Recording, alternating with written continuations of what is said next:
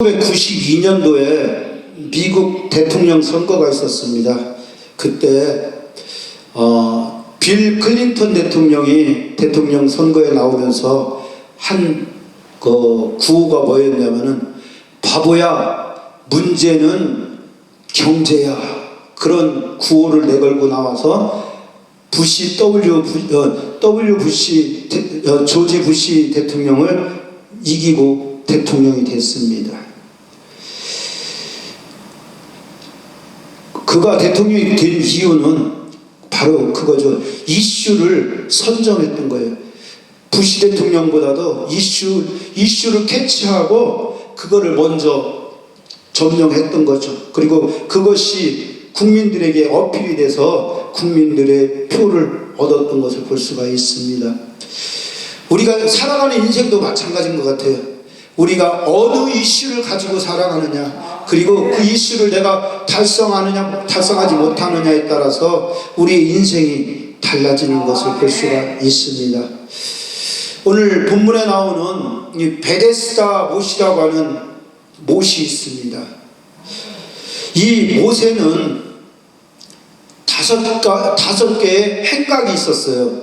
이 행각이라고 하는 것이 뭐냐면은, 아시는 분은 아시겠지만은 지붕은 씌워져 있고 기둥은 있습니다. 그런데 벽이 없어요. 그래서 사방 어느 쪽으로나 아무나 들어갈 수 있는 그런 구조로 되어 있어요. 우리나라 쉽게 말하면 팔각정 비슷한 그런 구조겠죠. 그런 것이 못 양 네 귀에 하나씩 있었고, 그리고 못 가운데에 하나가 있었습니다. 그래서 총 5개의 행각이 그곳에 있었다고 성경은 말씀하고 있습니다. 그런데 그 행각 안에는 많은 병자, 맹인, 그리고 다리 저는 사람, 혈기 많은 사람이 누워 있었대요. 누워 있었대요. 그리고 왜 누워 있는지 그 이유를 말씀하고 있습니다. 3절 하반절부터 4절까지 보면은 물의 움직임을 기다리니 이는 천사가 가끔 못에 내려와 물을 움직이게 하는데, 움직인 후에 먼저 들어가는 자는 어떤 병에 걸렸든지 낫게 되밀어라 라는 신화예요. 신화. 성경 말씀이 없는 얘기예요. 구약 성경은 없다는 얘기죠. 성경 말씀이 없는 신화 같은 얘기가 그 베데스다 못에는 전설 따라 삼천리처럼 전해져 내려오고 있었어요. 그래서 거기 와 있는, 성경에서 표현하고 있는 말씀처럼 많은 병자들, 맹인들, 다리 저는 사람, 또 혈기 많은 사람들이 그곳에 누워 있었대요. 그런데 문제는 뭐냐면은, 천사가 내려와서 물을 동할 때, 물을 움직일 때 누가 가장 먼저 뛰어드는 사람, 1등 하는 사람만 병고침을 받는 거야. 야, 아멘 아니에요 이거. 왜 그러냐면은 너무 야박하잖아요. 하나님의 은혜는 하나님께서 베풀어 주시는 것이 1등 하는 사람이 먼저 오는 게, 그게 먼저 차지하는 게 은혜가 아니잖아요. 그런데 오늘 본문에는 그렇게 돼 있었는데 병자들이 누워 있었대. 누워 있으면은 1등 들어갈 수 있겠어요? 못 들어가겠어요? 누워 있는데 어떻게 들어가? 앉아 있거나 서 있는 사람이 먼저 들어가면 이 사람들은 그냥 또 허탕 치는 거예요. 그러니까 그런 세월이 얼마나 지속됐는지 알 수가 없어요. 제가 이 본문 말씀을 읽다가 이 감동을 받은 것이 뭐냐면은, 이 5개의 행각에 있는 사람들이에요. 5개의 행각이라고 하는 것은 제 생각할 때는 아마 모세오경을 의미하는 것이 아니냐. 모세오경을 의미하는 것이 아니냐. 그때 당시는 이제 신약성경은 없을 때니까 하나님의 은혜를 받은 백성들이지만은 하나님의 은혜를 받았음에도 불구하고 범죄해서 옴짝달싹도 할 수 없는 너무나 무기력하고 무능력해진 사람들, 그런 사람들을 그려내고 있는 것이 아닌가. 그 사람들이 물이 움직일 때 1등으로만 들어가면은 살아요. 1등으로만 들어가면은 이제 거기서 안 있고 보따리 싸서 집으로 갈 수 있어요. 그런데 그 사람들 못 가. 왜? 1등 못 하니까. 이 말씀을 생각하다가 언뜻 한 코미디언의 그런 멘트가 생각나더라고요. 우리 2006년도에 개콘에서 유행했던 말인데, 1등만 알아주는 이 먹같은 세상. 그런 얘기가 있었어요. 여기 강단에서 소개하기는 그렇고, 하여간 1등만 알아주는 거예요. 1등만 알아주니까 나머지는 아무리 가고 싶어도, 마음에 원이 있어도, 마음은 굴뚝 같아도 못 들어가는 거예요. 못 들어가니까 집에도 갈 수 없어. 그냥 거기 계속 누워있을 수밖에 없는 거예요. 그걸 생각하면서 이게 무력한 신앙인들의 모습도 그런 것 아니겠냐. 신앙 안에 들어와 있지만은, 믿음 안에 산다고 하지만 문제는 뭐예요? 믿음. 그냥 교회부터만 밟고 다닌다고 해서 되는 게 아니야. 아까 제가 빌 클린턴 대통령의 그 선거 캐치프레이즈를 소개해드린 것처럼 문제는 믿음이야. 믿음이 없이는 아무것도 이루어질 수가 없어. 오직 믿음만이 모든 것을 가능케 하는 거야. 우리 크리스찬들의 가장 큰 이슈는 믿음이에요. 그런데 이 행각에 누워있는 사람들을, 그들이 병자였어요. 스스로는 아무것도 할 수 없는 그런 사람들이었어요. 제가 저를 생각해 보니까 이 사람들하고 똑같은 모습이었어요. 제가 이 신학을 하기 전에 사업을 하나 했었어요. 천당 밑에 분당이라고 잘 아실 거예요. 그 분당에서 하다가 이게 잘 안 되더라고요. 그런데 우리 거래처 사장님이 그러는 거예요. 교회를 한번 옮겨봐. 자기 교회로 오래요. 그러면은 자기가 팍팍 밀어주겠다고. 그래서 교회를 진짜 옮겼어요. 목적이 뭐예요? 은혜 받으려고 교회를 옮긴 게 아니라 내 사업에 뭔가 좀 보탬이 되고 내 삶에 보탬이 되려고 옮겼어요.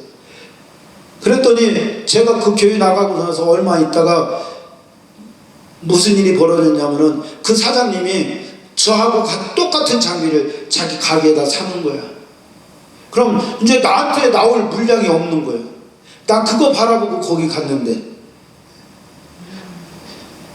뭔가 같은 교회 다니면 으쌰으쌰해서 나한테 큰 도움이 될 줄 알고 거기 갔더니 오히려 더 망하게 된 거예요. 더 힘들어지게 된 거예요. 그래도 이쪽 큰 교회에 있을 때는 그나마 주변에 이렇게 몇 명이 아는 분들이 있어갖고 계속 도움을 줬어요. 그런데 교회 떠나가니까 그분들 도움도 끊어지더라고. 결국은 사업을 접어야 되는 그런 상황이 되더라고요. 그런데 그때 제가 정신을 차렸어야 돼. 이게 뭔가 어디서 잘못됐나, 그야말로 회개했어야 된다고요. 하나님하고 독대하고, 주님, 내가 이거 잘못된 것이 어디부터 잘못됐습니까? 하다못해 금식 기도라도 했어야 되는데 사업이 어려워지니까 그냥 주야장창 그 틈만 나면은 자꾸 소주 주자 그거 자꾸 다른 길로 이렇게 가게 돼요. 그러면서 이게 점점 더 힘들어지더라고요. 그 나중에는 참 부끄럽지만은 오죽하면은 옆에 사람이 그래도 누가 용화돼. 예? 그래갖고 거기도 한번 가봤다니까요. 예? 그랬더니 뭐 하는 소리 똑같은 얘기 하는 거야. 그래 너도 아니다.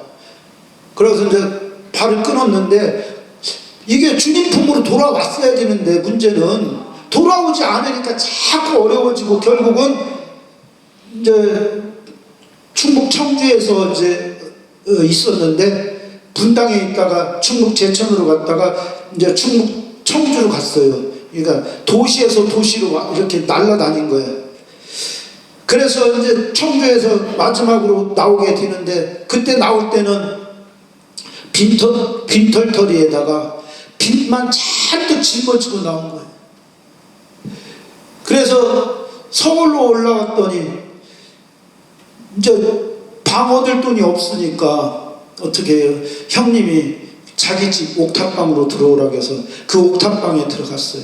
그런데 참 제가 눈치가 없어요. 그렇게 눈치가 있었으면 벌써 얘기했을 건데 아직도 제 생각, 제 고집에 사로잡혀 갖고 눈치가 없어서 그냥 눌러 앉아버렸어. 형님은 얘네들이 한 2, 3년 있으면 나가겠지 생각을 하고 들어오라고 한 건데 나갈 생각은 안 하고서 뭐라고 하느냐면은 신학하겠대. 그러니까 형님이 화가 난 거야. 앞으로도 서로 얼굴 보지 말자. 뭐 그런 상황까지 갔어요. 그런데 그게 제가 이게 신학교를 가면서 하나님의 인도하심을 받게 되더라고요. 조금씩 하나님이 고쳐주기 시작하더라고요. 이게 시간이 지나면서 문제가 해결되기 시작하더라고요. 그러면서 이제 결국은 나중에 그 집에서 있다가 전세 얻어서 나오고 그리고 전세 얻어서 나왔다가 이제 교회 개척해서 이렇게 지금 지내고 있어요. 그런데 그 과정을 제가 이렇게 돌아보면은 참 제가 무지몽매하고 하나님에 대해서 관심도 없고 그럼에도 불구하고 하나님이 딱 목 잡고선 끌어가셨더라고요. 끌어가셔서 그 가는 과정이 나중에 보니까 이렇게 전면적으로 이렇게 다 보이는 거예요. 전반적으로. 그래서 제가 그것을 깨달았어요. 하나님께서 일하실 때는 하나도 안 보이더라고요. 하나님이 나를 위해서 나를 고쳐주시고 나에게 뭔가 해주실 때는 전혀 눈에 안 보여요. 그런데 나중에 뒤돌아서서 이렇게 딱 보니까 할렐루야, 하나님이 하셨네. 나는 할 수 있는 능력도 없고 재주도 없는데 하나님께서 해놓으셨더라고요. 오늘 본문에 나오는 이 베데스다 목가에 있는 한 사람이 있잖아요. 거기에는 많은 병자들이 있었지만 특별히 성경에서는 한 사람을 지목하고 있어요. 38년을 병을 앓고 있었던 한 사람. 그 와중에도 이 사람이 어디에 와 있어요? 베데스다 목가에 와 있어요. 병이 들은 지 38년 됐으면은요, 낙심하고 좌절하고 이제 모든 것들을 다 포기하고 아무것도 할 수 없는 그런 상태거든요. 그런데도 이 사람은 천사가 내려와서 물이 움직일 때 가장 먼저 못에 들어가는 사람은 고침받는다더라. 어떤 병에 걸렸든지 고침받는다더라는 그 소망 하나를 붙잡고 거기가 있었어요. 그런데 현실은 어땠어요? 자기는 자기의 힘과 자기의 능력으로는 도저히 거기서 벗어나올 수 없는 그런 사정과 그런 형편이잖아요. 그럼에도 불구하고 포기하지 않았어요. 야 아무개야, 내가 여기 있어 보니까 나는 안 되겠어. 그냥 내가 가고는 싶은데 이미 다른 사람들이 먼저 들어가서 고침받고 가더라.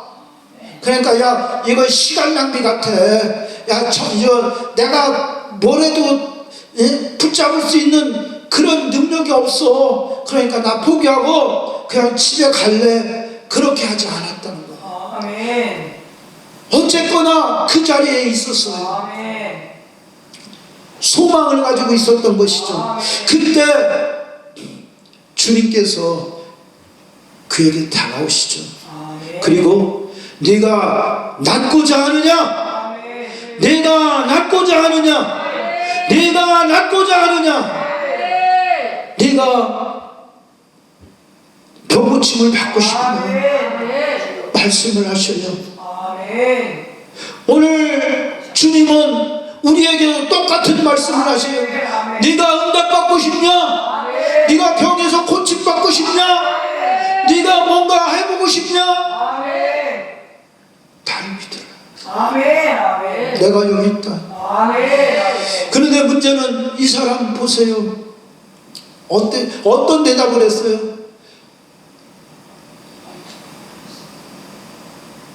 병자가 대답하되 주여, 물이 움직일 때 나를 못에 넣어주는 사람이 없어. 내가 가는 동안에 다른 사람이 먼저 내려가나이다. 이 사람은 아직도 다 자기 앞에 서 있는 이분이 하나님의 아들이신지를 몰랐어요. 그들을 위해서 고침을 은혜를 주시기 위해서 내려오신 하나님의 아들인 것을 알 수 없었어요. 그 다른 말로 얘기해서 영안이 닫혀 있었다고 할 수 있는 거죠. 영안이 닫혀 있는 사람은 어떤 영적인 얘기를 해주더라도 믿지를 않아요. 우리가 가서 전대보면 알잖아요. 힘들고 어려워 보여서 여보세요, 예수 믿어야 당신 거기서 나올 수 있어요. 예수 믿어야 당신 그 실패의 그런 구덩이에서 빠져나올 수 있어요. 아무리 가서 얘기해도 예수 믿어야 병 나올 수 있어요. 예수 믿어야 사업이 잘 될 수 있어요. 아무리 얘기해도 들은 척도 안 해요. 왜? 영안이 닫혀 있어요. 제가 자주 이용하는 창세기 3장, 거기에 나오는 말씀들이에요.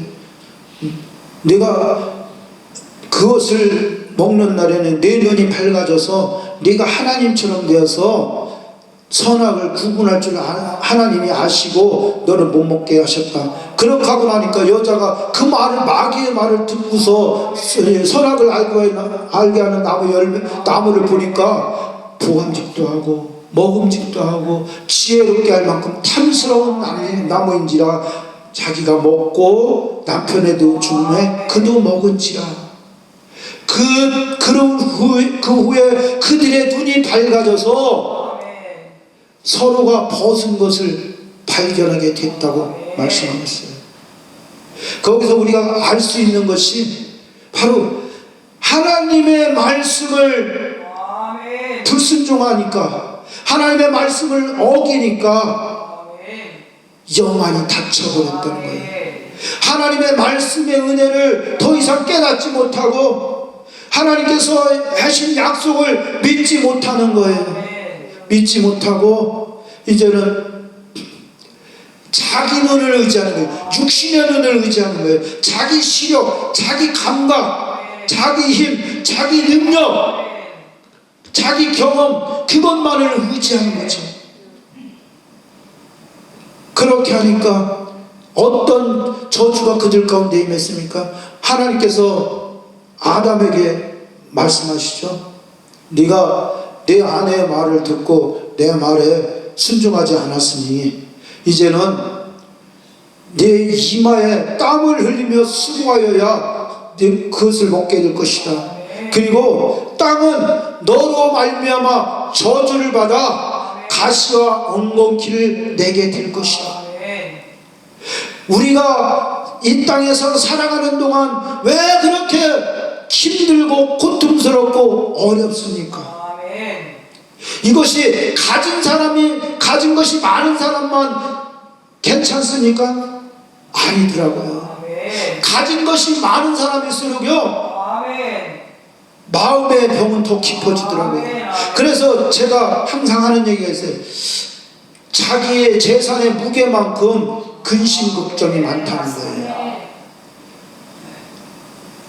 그래서 많은 재벌들 중에서 마약을 하고 또 자살을 하고 또 어떤 사람은 막 여자를 막 이 여자 저 여자 막 섭렵하고 다녀요.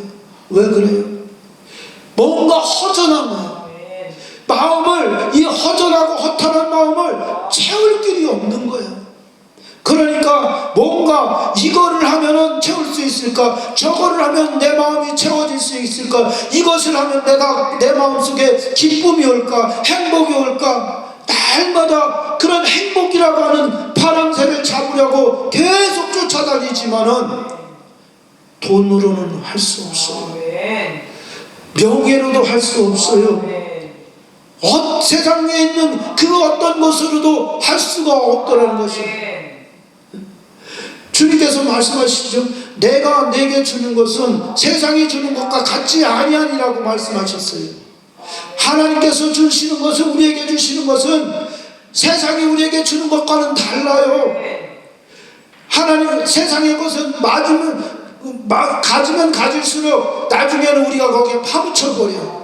그런데 하나님께서 우리에게 주시는 것은요, 파묻히는 것이 아니라 그 하나님께서 주시는 그 은혜로 말미암아 기쁨이 넘치고 행복이 넘치고 만족이 넘치는 삶을 살 수 있게 되는 것이죠. 그래서 아무리 가난하게 살고 아무리 힘들게 살고 아무리 지체의 어려움을 갖고 있는 사람이라고 할지라도 정말로 하나님을 만난 사람은 그 얼굴이 햇살같이 빛난다고 성경은 말씀하고 있어요. 그래요. 하나님을 만나야 돼요. 하나님을 우리 안에 가져야 돼요. 오늘 새벽까지는 제가 그 믿음의 기초에 대해서 같이 은혜를 나눴어요. 그 중요한 게 뭐냐? 예수님이 우리 안에 왕으로 오시면 끝나는 거예요. 예수님이 우리 안에 오시기만 하면, 그래서 그분이 우리 안에 좌정하여 주시고 우리를 떠나가지 아니하시고 우리와 함께 해주시면은 우리가 인생에서 가지고 있는 모든 문제가 아닌 거예요. 아무리 높은 산이 있다고 할지라도 그것을 능히 넘을 수 있는 힘과 능력이 우리에게서가 아니라 주님으로부터 공급되기 때문이죠. 창세기 12장에 보면은 하나님께서 아브라함에게 말씀하셔요. 너는 고향과 친척과 아버지 집을 떠나 내가 지시할 땅으로 가라, 보여줄 땅으로 가라, 그렇게 하시면서 그러면 내가 너로 큰 민족을 이루고 내가 내게 복을 줘 내 이름을 창대하게 하리니 너는 복이 될지라. 너는 축복하는 자에게 내가 복을 내리고 너를 저주하는 자에게 내가 저주하리니 땅의 모든 족속이 너로 말미암아 복을 받을 것이라고 말씀하고 있죠. 믿음으로 말미암은 복의, 축복의 원조가 아브라함이라는 건 누구나 다 알고 있는 거죠. 그래서 그 다음 절에 보면은 아브라함이 여호와의 말씀을 따라갔고 롯도 함께 갔으며 사라와 그리고 하란에서 얻은 모든 사람들을 이끌고 가나안 땅에 들어갔다고 말씀하고 있어요. 그래서 아브라함이 이제 가나안 땅에 들어가서 자꾸 내려가요. 그래서 베델 근처에서 거기다 제단을 쌓고 여호와의 이름을 부르기까지 했어요. 그런데 점점 내려가서 어디까지 가느냐? 네게브 사막. 지금 중동 사태에서 가장 불이 붙은 지역이 바로 그 지역이잖아요. 그래서 이스라엘과 그 가나안의 국경쯤 되는 곳에 검문소가 있는데 지금 애굽 사람, 이집트 사람들이 그 국경 검문소를 딱 차단을 시켜놨어요. 왜냐하면 전쟁의 불똥이 자칫하면 자기들한테도 붙을 것 같으니까 딱 차단해놨어요. 지금 아브라함은 거기를 넘어서 애굽으로 들어가요. 왜 들어가요? 기근이 들어왔어요. 기근이 들어와서 이제 데리고 갔던 양들도 막 굶어 죽기 시작하는 거예요. 먹을 것이 없어서 죽는 거예요. 그러니까 막 난리가 났어. 그리고 종들도 그 많던 종들도 보니까 자꾸 도망가는 거예요. 그런데 아브람도 이 자기가 모든 사람 먹을 것을 줄 수 있는 능력이 없으니까 그냥 도망가게 놔뒀어. 그러고서 가만히 있는데 애굽에 먹을 것이 있다는 얘기가 듣는 거예요. 애굽에 가면 살 길이 열린다는 거예요. 그래서 아브라함이 자기 아내하고 조카로 사고 이제 남은 그런 하인들 데리고 애굽으로 넘어가잖아요. 가서 보니까 가장 현실적인 위험에 처했어요. 그게 뭐냐면은 아내가 너무 예쁜 거예요. 여자가 너무 예뻐도 탈이야. 적당히 생긴 게 얼마나 감사한지 몰라. 그냥 하는 얘기예요. 아무튼 그러니까 아브라함이 꾀를 내잖아요. 그래 여보, 당신이 내 아내라고 하면은 사람들이 나를 죽이고 당신을 뺏어갈 것 같으니까 이제 당신을 여동생이라고 하자. 그렇게 해서 다른 사람이 이제 물어보면 그렇게 소개를 한 거예요. 아우 저기 당신 보니까 당신 그 장막안에 있는 사람 중에 아주 미인이 있대요. 누구예요? 제 아까지 하다가 아내가 아니고요. 제 누이입니다. 그렇게 해서 이제 자꾸 누이라고 소개를 하니까 그 소문이 이제 동네방네 파다하게 소문이 다 난 거예요. 그 얘기를 바로의 신하가 들었어요. 뭔가 지금 바로의 눈에 번쩍 뜨일 만한 거를 내가 선물을 해서 바로의 환심을 사고 싶은데, 왕의 환심을 사서 뭔가 한 자리 좀 승진하고 싶은데 거리가 없는 거예요. 뭐 돈 하면은 왕이 나보다 훨씬 많고, 뭐 땅도 그렇고 모든 것들이 왕이 나보다 뛰어나게 많은 거예요. 그런데 그 얘기가 딱 들리는 순간 맞아, 그러면 그 여자를 데려다가 저 왕에게 바치고 한번 출세 얘기 한번 해봐야 되겠다 해서 이제 아브람 집에 가서 사정 얘기를 하고 보니까 당신 여동생이 너무 예쁜데 어때요? 우리 왕비로 삼아서 당신도 출세하고 또 왕도 예쁜 아내 두니까 좋으니까 서로 매부 좋고 누이 좋은 거 아니겠습니까? 하고 이제 타협을 하는 거예요. 그런데 거기서 아브라함이 안 돼요, 못 해요 할 수가 없는 거죠. 왜? 자기는 뜨내기예요, 나그네예요. 그냥 자기를 죽여버려도 누구 하나 뭐라고 할 사람이 없어. 지켜줄 사람이 없어요. 왜? 그 나라가 자기 나라가 아니거든. 그리고 이 사람은 그래도 왕의 신하로서 권력을 가지고 있는 사람이기 때문에 안 되는 거예요. 그러니까 할 수 없이 눈물을 머금고 화년을 보내는 거예요. 여러분, 여기서 중요한 게 있어요. 아브라함이 뭘 믿고 가나안까지 왔어요? 하나님의 뭐예요? 언약이에요, 언약. 아브라함이 가나안 땅까지 들어온 것은 하나님의 언약만 믿고 온 거예요. 하나님의 말씀만 믿고 온 거예요. 다른 거 믿고 들어온 거 아니에요. 내가 너로 큰 민족을 이루고 내가 내게 복을 주어 내 이름을 창대하게 하겠다고 하는 그 하나님의 약속의 말씀을 믿고 온 거예요. 그런데 현실은 어땠어요? 지금 편안하게 거할 곳이 없어요. 아브라함이 왜 장막을 자꾸 옮겨갔겠어요? 거기 본토백이들한테 텃세를 당하는 거예요. 자꾸 본토백이들이 텃세를 하니까 할 수 없이 다른 데로 옮기자. 여기 가서 조금 양 좀 풀어놓고 양 좀 띠끼려고 하니까 또 와서 야, 누가 너 보고 거기 와 양치라고 그랬어. 나가. 전부 다 쫓겨나는 거예요. 그래서 아브라함이 점점 정착하지 못하고 네게부까지 남북까지 내려간 거예요. 그런데 거기서 지금 엄청난 기근이 당한 거예요. 인생의 위기가 온 거예요. 자칫 그대로 눌러있으면 자기도 죽을 것 같은 그런 위기감을 느끼는 거예요. 하나님의 말씀을 믿고 하나님의 언약을 받고 따라왔는데 자칫하면 내가 죽게 생겼다. 야, 이거 내가 살 길을 한번 스스로 개척해 봐야 되는 거 아니냐, 그런 생각을 한 거죠. 그리고 넘어갔어요. 그 넘어갔더니 아내를 뺏겨버렸어요. 바로가 아내 자기 와이프 삼아버렸어요.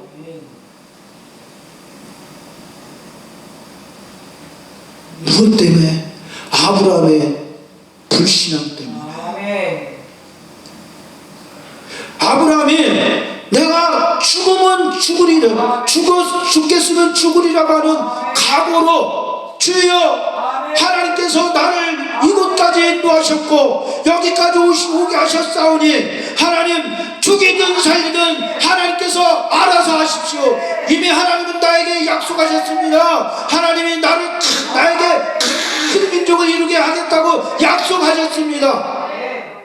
그런데 여기서 다 죽이시려고요? 하나님 그런 하나님이세요? 하나님 어떻게 나한테 이럴 수 있어요? 하고 거기서 하나님하고 단판을 쳤어야죠. 그 사람이 누구예요? 아브라함의 손자 야곱이잖아요. 여기서 내게 복을 주든지 나를 여기서 죽이든지 양당간 결판을 내라고 야곱이 그 천사의 몸에서 손을 떼지를 않았던 거예요. 하나님은요 철저하게 하나님께서 약속하신 것은 100% 지키시는 하나님. 하나님께서 아브라함을 갈대아우로 해서 저 가나안 땅으로 부르시고 난 다음에 하나님께서 아브라함에게 약속하신 것, 내가 너를 큰 민족으로 이루겠다고 하신 그 약속의 말씀을 하실 때는 하나님이 아브라함의 형편과 아브라함의 사정을 모르시고서 했겠냐고요. 우리는 시간을 따라가면서 살아가는 존재들이에요. 왜? 육신을 가졌기 때문에. 그런데 하나님은요 시간의 통제를 받지 않으셔요. 시간을 따라 사시는 분이 아니에요. 하나님은 영원부터 영원까지 계시는, 태초부터 끝까지 계시는 하나님, 알파와 오메가 되시는 분이 하나님이셔요. 그 하나님은 모든 것을 한눈으로 보고 계시는 거예요. 전에 장경동 목사님이 그러시더라고. 우리는 시간을 수평으로 보고 있는데 하나님은 수직으로 보고 있다는 거죠. 모든 것을 한눈으로 다 아시고 계신 하나님. 그 하나님이 아브라함이 그런 위기가 닥칠 것을 모르셨을까요? 또 아브라함에게 닥친 그 기근은요, 하나님께서 아브라함을 시험하는, 내가 너를 코너까지 밀어넣는데 네가 내 말을 믿나 안 믿나 한번 보자, 그런 의미도 있는 것 같아요. 성경에는 시험했다고 하는 말씀은 없어요. 하지만 아브라함이 거기를 넘어가서 애굽에서 당한 일들을 생각해 보면은 아브라함은 믿음의 시험을 당한 거예요. 그리고 그 믿음에서 미끄러진 거예요. 믿음의 시험에서 미끄러졌던 거예요. 우리 사랑하는 여러분, 믿음의 권속들 여러분들도 마찬가지입니다. 우리가 믿음의 길을 가다가 보면은요, 온갖 장애물들이 가득 널려 있어요. 가시밭길이 널려 있어요. 어떤 때는 우리의 능력으로는 건널 수 없는 계곡이 우리를 막고 있을 때도 있어요. 무서운 산짐승이 우리를 가로막고 있을 때도 있단 말이죠. 그 어떤 상황이 올까 할지라도 하나님은 자기 백성을 결코 외면하지 않으시는 하나님이라는 것을 우리가 분명히 믿어야 됩니다. 하나님은 자기를 찾는 자들에게 상 주시는 이심을 믿어야 할지니라. 믿음은 바라는 것들의 실상이요 보이지 않는 것들의 증거라고 말씀하고 있잖아요. 아멘. 아멘. 우리가 가는 이 믿음의 세계는 아멘. 뭐가 보여서 이건 여기에 있고 저건 저기에 있어서 이건 이렇게 하고 저건 저렇게 하고 그렇게 가는 것이 아니잖아요. 아멘. 우리가 하나님 앞에 아멘. 구하고 기도한 것 그것을 하나님이 이루시는 거예요. 그 이루시는 방향대로 가고 있잖아요. 아멘. 그것을 우리가 믿고 가는 거죠. 아멘. 아멘. 믿음은 그런 거죠. 문제는 믿음이에요. 내 안에 믿음 얼마만한 믿음이 존재하고 있느냐, 주먹만한 믿음이 존재하고 있느냐, 먼지만한 믿음이 존재하고 있느냐. 주님께서 말씀하셨어요. 너희에게 겨자씨 하나만한 믿음만 있어도 이 산도로 명하여 저리로 던지우라는 글이 될 것이요. 우리 생각에 아니 이 큰 산을 어떻게 바다로 빠지게 하겠느냐. 예수님께서 그 말씀을 한 것이 감람산에서 그렇게 말씀하셨어요. 그럼 감람산을 옮겨서 저 사해바다로 던지우라. 그게 가능한 얘기겠냐고요.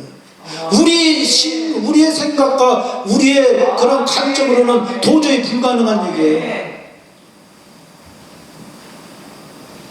그런데요, 저도 들은 얘기예요. 저기 전북 부안에 가면은 새만금 방조제가 있어요. 그 방조제를 막을 때 그때 노태우 대통령이 거기를 순시를 했대요. 그런데 가보니까 이 친척이 안 되는 거였어요. 왜 친척이 안 됩니까? 물으니까 저거 뚝을 메꿀 수 있는 흙이 부족합니다. 큰일 났잖아요. 그러니까 노태우 대통령이 이렇게 쭉 한번 보더니 그래요? 그럼 저 산을 파서 여기로 메우면 되겠네요. 그럼 저거 두 개 파서 여기다 메우세요. 그렇게 해서 그 지시대로 거기를 그 산을 파서 까뭉개서 그 흙으로 그 새만금 거기를 지금 얼마 전에 잼버리 했던 거기를 메꿨다고 하는 그런 얘기를 저도 들었어요. 사람도 일국의 대통령도요 그 정도의 힘이 있어요. 그 정도의 능력이 있어요. 대통령이 말 한마디 하니까 산 두 개가 사라져 버렸어요. 그런데 하나님이에요. 태초에 하나님이 천지를 창조하시니라. 땅이 온전하고 공허하며 흑암이 깊음에 있고 하나님의 신은 수문 위에 운행하셨다고 하는 창세기 1장 1절에 말씀이 있는 것처럼 하나님은 만물을 창조하시되 말씀으로 무에서 유를 창조하신 분이 하나님이세요. 요즘 그 하나님의 그 하신 일을 사람들이 지우기 위해서 별의별 얘기를 다 하잖아요. 갑자기 빅뱅이 일어나서 엄청난 빅뱅이 일어나서 그것이 우주가 생겼다고 하는 그런 얘기도 하고 블랙홀이 터져서 그렇게 됐다는 얘기도 하고 별의별 얘기 다 해. 그러면은 생각해 보자고요. 그러면 그 빅뱅이 일어나는 거 그 누가 만들었냐? 블랙홀은 누가 만들었냐? 결국은 사람들은 자기들 생각을 가지고 하나님께서 하시는 일을 자꾸 지워버리려고 안 보이게 하려고 덮어버리려고 하지만은 하나님께서 하시는 일은 너무나 명확한 거예요. 하나님께서 천지를 창조하실 때 짠하고 갑자기 나타날 수도 있겠지만은 이게 수십억 년을 거쳐서 이 우주가 이렇게 분화할 수 있도록 이렇게 만들었을 수도 있는 거예요. 그것이 바로 하나님의 능력이에요. 우리가 그 자리에 없었기 때문에 하나님께서 어떻게 세상을 창조하셨는지 우리는 알 수 없지만은 근본 물질을 만드신 분은 하나님이시잖아요. 그리고 우리는 그 안에서 지금 살아가고 있는 거예요. 그렇다고 한다면은 그 하나님을 우리가 믿는다고 한다면은 하나님께서 우리를 향해서 약속해 놓으신 그 어떤 약속이라도 반드시 이루어지게 되는 것이죠. 오늘 본문 말씀을 보면은 이 사람이 예수님인 줄 몰랐어요. 모르고서 이 사람 혹시 물이 움직일 때 이 사람이 나를 물속으로 넣어줄 수 있지 않을까 해서 그간 자기에게 있었던 그 사정 얘기를 다 한 거예요. 주님은 말씀하셨죠. 네가 낫고 싶냐? 네가 낫고 싶냐? 어떤 사람은 네 소원이 무엇이냐? 얘 눈 뜨는 겁니다. 예수의 이름으로 내가 네게 명하노니 눈을 뜰지어다 해서 그냥 눈을 뜬 사람도 있어요. 그렇지만 오늘 이 사람은 예수님이신지 전혀 몰랐어요. 눈이 안 보이는 사람이 아니었어요. 단지 수족을 못 움직이는 그런 사람이었지만 그가 주님 앞에 자기 형편과 사정을 아렸을 때 이 자식이 이거 믿음이 없구나, 넌 틀렸었나, 그렇게 하지 않으셔요. 내가 낫고자 하느냐 말씀하시고 그리고 나서 내 자리를 들고 걸어가라 말씀하십니다. 내 자리를 들고 걸어가라. 오늘도 이 역사가 나타날 수 있기를 주 예수 그리스도의 이름으로 축원드립니다. 내 자리, 그가 누워있던 자리, 아마 제가 이렇게 자료를 찾아보니까 그것이 뭐 우리나라에서 쓰던 멍석 같은 그런 것들이었대요. 그렇기 때문에 그 자리라고 하는 것이요, 어떤 것이었어요? 그를 그 바닥에서 올라오는 냉기로부터 막아주기는 했지만 그것이 그를 붙잡고 있었던 거예요. 마치 바디메오가 자기 겉옷을 먹고 걸어갔던 것처럼 그 바디메오가 입었던 옷은 어떤 옷이에요? 겉옷이잖아요. 겨울 햇빛이 뜨거울 때는 푹 뒤집어 써서 그늘을 만져서 시원하게 해주고, 또 밤에는 추우니까 그것이 이불 역할을 해서 자기를 도와주기도 했지만 자기의 거지 상태를 면하지 못하게 만들었던 그것. 이 사람도 마찬가지죠. 자기가 그 자리에 신세를 지고 있었지만은 영원히 그곳에서 일어나지 못하게 만들고 있었던 그것을 이제는 자기가 들고, 아니 38년이나 병을 앓던 사람이 어떻게 이걸 들고 가겠어요? 우리 사모가 얼마 전에 다리를 다쳐서 병원에 이제 수술을 하고 병원에 입원했었는데, 그 한 열흘 정도 입원했는데도요 근육이 쑥 빠져갖고 팔다리에 힘이 없더라고요. 그런데 열흘도 38일도 아니고요, 3년 8개월도 아니고 38년. 그러면은 근육이란 근육은 다 쪼그라붙어서 뼈만 앙상한 사람이에요. 그런 사람이 주님 말씀 한마디에 그것을 들고 일어나서 걸어가는 거예요. 이게 하나님의 역사입니다. 그리고 그 사람은 그 자리를 들고 일어나는데 아무런 공로가 없어요. 그가 간절히 주님 앞에 기도했던 것도 아니고 또 뭔가 이 착한 일, 선한 일, 좋은 일을 했던 것도 아니에요. 날마다 하나님 앞에 나가서 기도했던 사람도 아니에요. 그냥 물이 움직이기만 기다리고서 그 자리에 지키고 있었던 사람.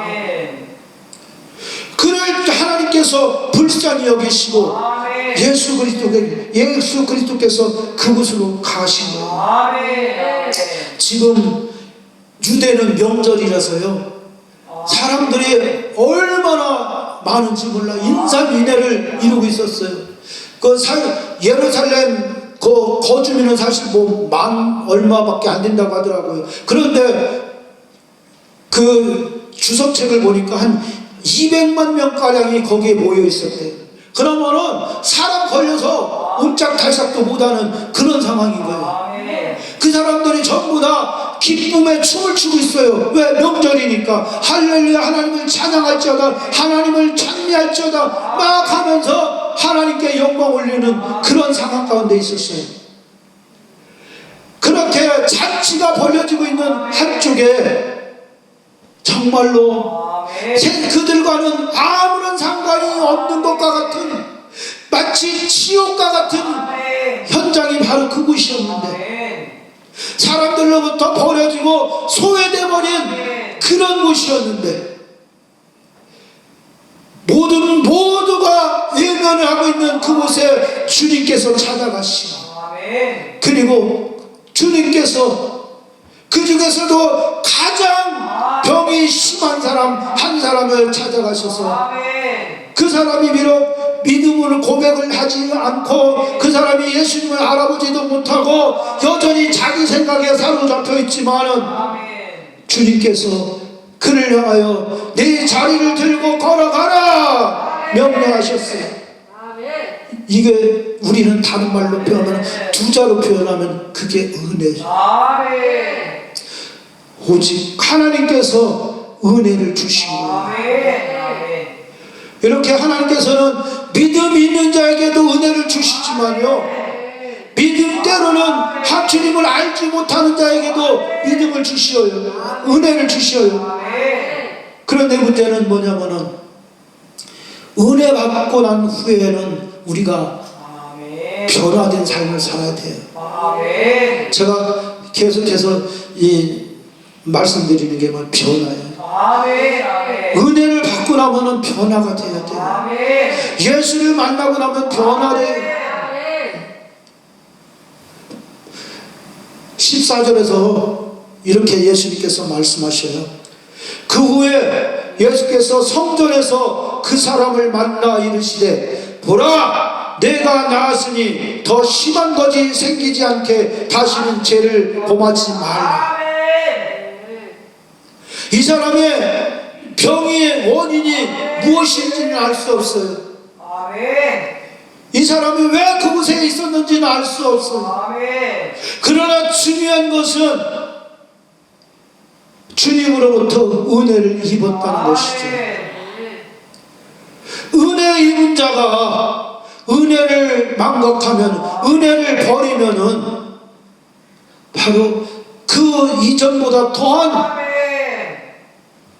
더한 것이 들어온다고 성경은 말씀하고 있어요. 그래서 마태복음에 보면은 그 집 나간 귀신 얘기가 나오잖아요. 어떤 귀신이 자기 머물던 그 사람에게서 나갔어요. 그런데 그 사람에게서 나갔는데 뭐라고 성경은 말씀하고 있느냐면 그 집이 깨끗하게 청소되고 소재되었다고 말씀하고 있어요. 아멘. 깨끗하게 청소됐다는 것은 곧 그 사람이 예수 믿었다는 얘기예요. 아멘. 예수 영접했다는 얘기예요. 그런데 이 귀신이 물 없는 곳, 말씀 없는 곳을 찾아다니다가 보니까 찾지를 못했어요. 그래서 내가 머물던 내 집으로 다시 돌아가겠다고 얘기하잖아요. 아니 귀신이 자기가 사용하던 육체를 보고서 내 집이라고. 아멘. 아멘. 우리 육체가 귀신의 집이 될 수 있어요. 아멘. 아멘. 그것을 우리가 망각하면 안 돼요. 아멘. 그런데 이 귀신이 다시 들어갔어요. 비고 그 집이 비고 깨끗하게 청소됐으니까 다시 들어갔는데 자기보다 악한 7을 데리고 아멘. 거기를 들어갔다고요.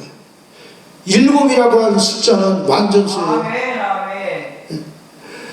그 사람이 얼마나 큰 일을 당했을 것인가 우리가 생각할 수가 있는 것이죠. 예수님을 믿어서 은혜를 받았으면 이제는 온전한 믿음 생활을 해야 되는 거예요. 죄를 다시 불러들이면 안 되는 거예요. 죄 가운데로 가서는 안 되는 거예요. 죄를 불러들이면 그 죄를 따라서 누가 와요? 악한 것 귀신이 쫓아 들어오는 거예요. 그것을 우리가 알아야 돼요. 아멘. 그렇기 때문에 이 예수를 믿어서 변화를 받은 사람은 그 안에다가 뭘로 채워야 돼요? 성령 충만. 아멘. 성령으로 채워야 되는 거예요. 아멘. 그래서 너희가 물과 성령으로 거듭나지 아니하고는 하나님의 나라를 볼 수 없다고 예수님 말씀하시잖아요. 성령 충만이에요. 아멘. 이 시대 많은 목사님들이 성령 충만을 얘기해요. 왜 그러겠어요? 성령 충만만큼 중요한 게 없어요. 아멘. 아멘. 성령 충만해지면 우리 안에 예수의 영으로 꽉 차는 거예요. 우리 마음에 예수의 영으로 꽉 차서 예수님만 사랑하게 되는 거예요. 아멘. 만약에 세상의 영으로 차면은 이 한쪽에는 예수의 영이 들어와 있지만 한쪽에는 세상의 영이 들어와서 서로 싸우는 거예요. 그러면 누가 이게 눈에 보이는 쪽이 이기는 거예요. 우리가 믿는 것은 보이는 것을 믿는 것이 아니라 보이지 않는 믿음을 믿는 거예요. 그것을 우리가 기억해야 돼요. 그래서 항상 믿음으로 성령 충만케 하여 주시옵소서 하고 우리가 기도해야 되는 거예요. 성령은 내가 채우는 것이 아니라 우리가 기도할 때 하나님께서 우리에게 부어주시는 것이 성령 충만이에요. 그래야지 우리가 어떤 상황 가운데 있다 할지라도 우리가 흔들리지 않아요. 제가 그러니까 코로나 오기 전에 그 해에 제가 중국 선교를 갔었어요. 중국 선교를 갔다가 이제 베이징 공항에서 비행기를 타고 이제 출발하기 전에 앉아 있었어요. 이제 그런데 문득 그 생각이 드는 거예요. 비행기 날개를 이렇게 보면서 내가 이 자유, 지금 내가 누리고 있는 이 자유 언제든지 뺏길 수 있겠다. 왜 그러냐면은 중국에 들어가는 공항부터 거기서 오는 그 위압감이 있더라고요. 딱 처음에는 진안공항이라고 하는 곳으로 갔어요. 그랬더니 오래요. 그 공항에 근무하는 공관원인가 그 사람이 하여간 키도 얼마나 큰지 저는 그래도 한국 사람 축에 키가 작은 축에 속하는데 이렇게 올려봐야 돼요. 얼굴을 보려면. 그리고 따라오래요. 그걸 갔어. 그랬더니 사무실 앞에 세워놓고서는 지는 사무실 들어가서 나올 생각을 안 하고 있는 거예요. 뭐 하나 이렇게 봤더니 컴퓨터 가지고 뭐 조회하는 것 같더라고요.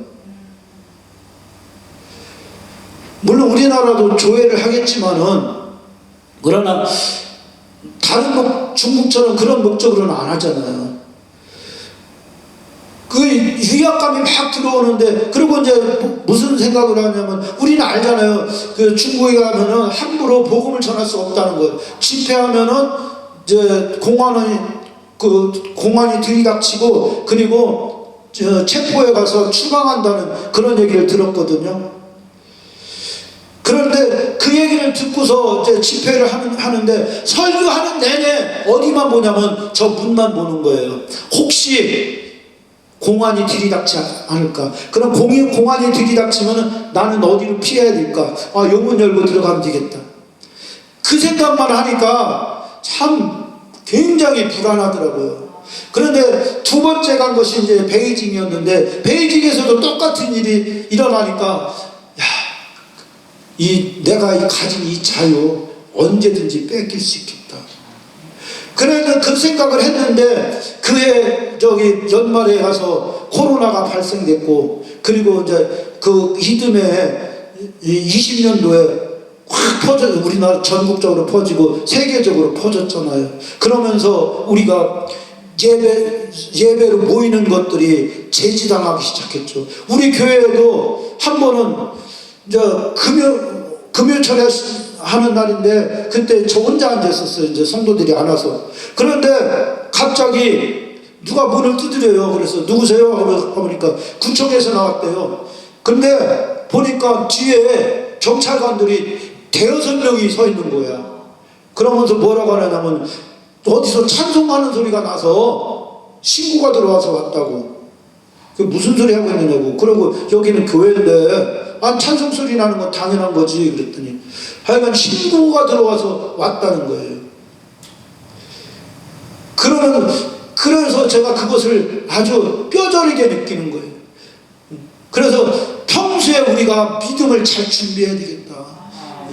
어떤 일이 터져 터지기 전에 준비해 놔야지. 일이 딱 터지고 나서 우리는 허둥대면은 우리는 아멘. 준비할 시간이 없는 거예요. 우리는 항상 그 요한계시록에 나오는 적그리스도 얘기를 하잖아요. 적그리스도가 나타나면 결국은 666 표를 줄 것이고, 그리고 저 믿지 않는 자기를 따르지 않는 자들에게는 상상을 초월하는 박해를 당하게 될 것이라고 하는 그 얘기를 들었잖아요. 그러면은 그것을 그런 시절이 왔을 때 그 준비를 언제 해야 되느냐? 지금같이 예수 믿기가 자유롭고, 그리고 예배 드리기가 자유롭고, 하나님 말씀 보는 것이 자유로운 이때에 우리가 미리 준비해야 돼요. 아멘. 기름등불 준비한, 신랑 맞으려고 기름등불 준비한 열처녀처럼, 5처녀처럼 우리도 믿음의 기름등불을 미리 준비하고 있어야 돼요. 그래서 그때 가서 어떤 상황이 벌어질지라도, 어떤 박해가 벌어질지라도 우리가 그 모든 박해 가운데에서, 핍박 가운데에서 예수를 믿는 믿음을 지킬 수 있는, 그래서 주님으로부터 이긴 자라고 인정을 받을 수 있어야 돼요. 이긴 자에게는 내가 생명의 면류관을 주겠다고 말씀하시고, 이긴 자에게는 내가 생명나무의 열매를 먹게 하겠다고 말씀하시고, 그런 약속들이 계속 누구에게 찾아와요? 이긴 자에게만 찾아오는 거예요. 지금 당장 믿음 없이 그냥 대충 하는 사람에게 아니라 미리부터 모든 것을 준비하는 그런 견고한 믿음을 가진 사람에게 그런 은혜가 오는 거예요. 사람이 내일 일은 몰라요. 내일 어떤 일이 있을지 몰라요. 그렇기 때문에 믿음은 지금 내가 준비하는 거예요. 준비할 수 있을 때 믿음을 준비하는 것이지, 길이 딱 닥쳤을 때는 끝나는 거예요.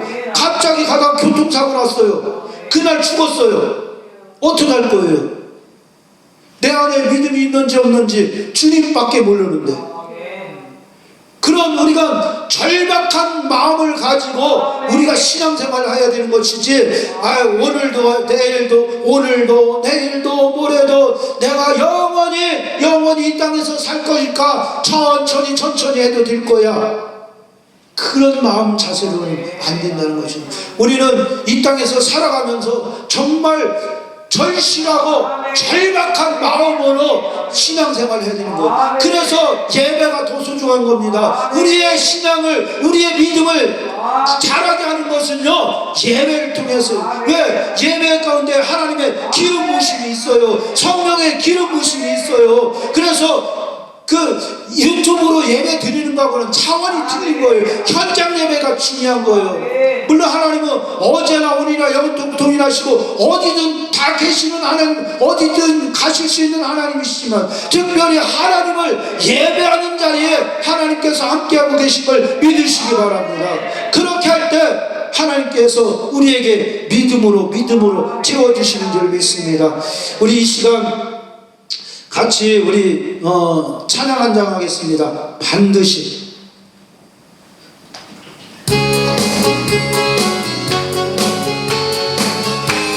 하나님께서 반드시 우리 축복하십니다. 반드시 내가 널 축복하리라. 반드시 내가 널 들었으리라. 천지는 변해도 나의 약속은 영원히 변치하리니. 두려워 말라, 강하고 담대하라. 낙심하며 실망치 말라. 낙심하며 실망치 말라. 실망치 말라. 내 속은 기울이며 섞이고 내게 영광 돌리리. 영광의 그날을 속히오리니 내게 찬양하여. 반드시 내가 너를 축복하리라. 반드시 내가 너를 들었으리라. 세상의 소망이 사라져서 온전히 나를 믿으라.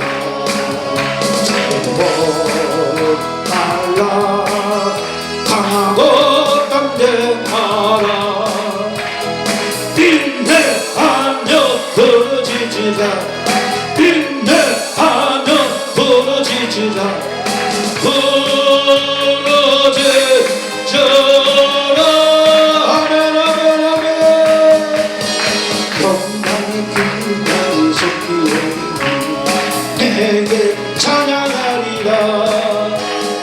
영광의 그날을 섞이오리니 내게 찬양하리라. 아멘. 하나님께서 오늘도 반드시 우리를 축복하십니다. 아멘. 반드시 치유하십니다. 아멘. 반드시 기적이 일어납니다. 아멘. 우리가 믿음을 가지고 믿음을 지키며 나가는 그런 우리가 됩시다. 아멘. 이제 기쁘고 감사한 마음으로 준비한 예물 하나님 앞에 봉헌해 올리도록 하겠습니다.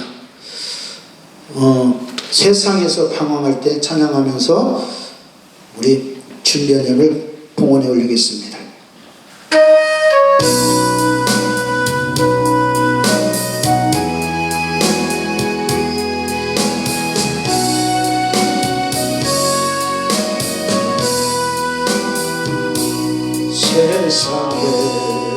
세상에서 방황할 때 나 주님을 보내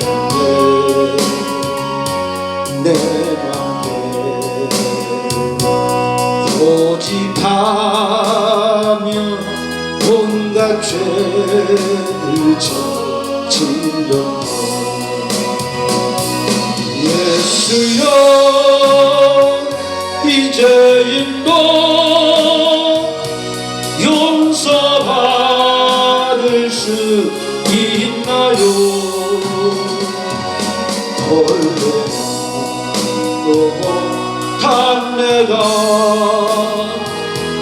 용서받을 수 있나요? 많은 사랑 찾아와서 나의 진로가 되어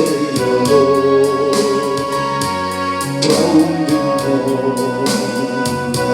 상한 마음 위로받지 못했다고. 예수여 이제는 불쌍히 여겨 주소서.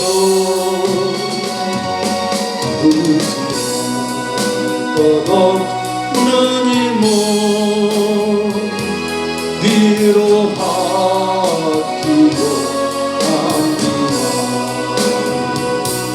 이제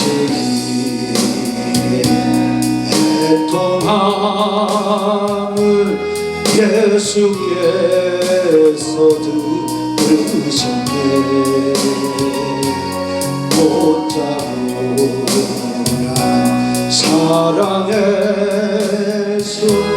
나를 얻음하시셨네. 내 주여 이제이니 다시 눈물을 흘리라. 오해주나 이제는